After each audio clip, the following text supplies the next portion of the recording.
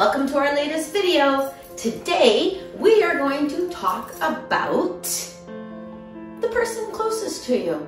We're going to talk about friends, we're going to talk about partners, and we're going to talk about spouses. We're going to talk about the fact that people are ending relationships at this moment in this very curious and uneasy time. It would be my opinion that possibly people are ending these relationships because they need a sense of control. They need to feel like they can control something in their lives, so they look to the one thing that they can control, and that is their reaction to others. And in that reaction, there may be a fear base. There may be a bit of a, holy crap, what the hell is going on around here?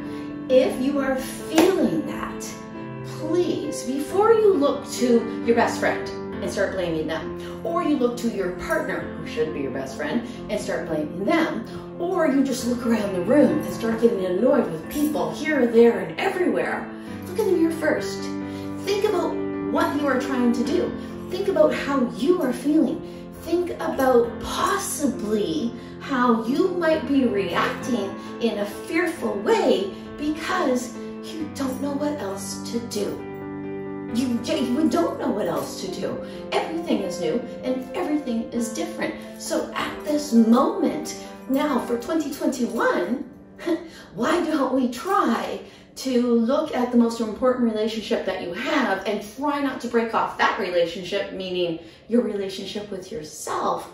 And then when you repair and give some understanding and some love to that relationship with yourself, then maybe you won't feel as paranoid about your spouse, or you won't feel as betrayed by your best friend, or you won't feel like there's something you have to end and something you have to do.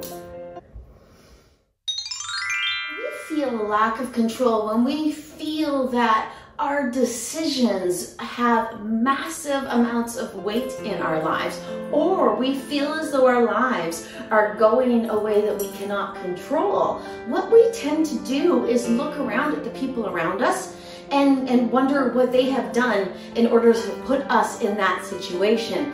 Very, very seldom do we see that our own behaviors have actually led to where we are.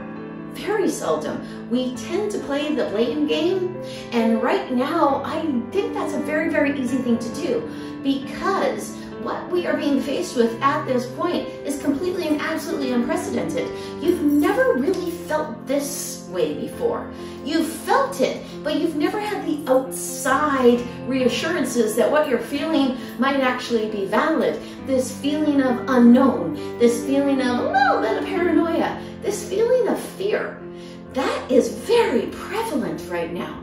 Very, very much in the ether of society.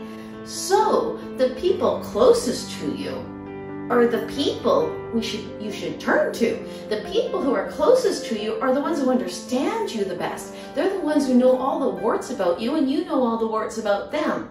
Now, this feeling in the air might actually bring you to a certain point with some folks where you are thinking, geez, I've put up with this relationship for an awful long time and I just don't plan on doing it anymore.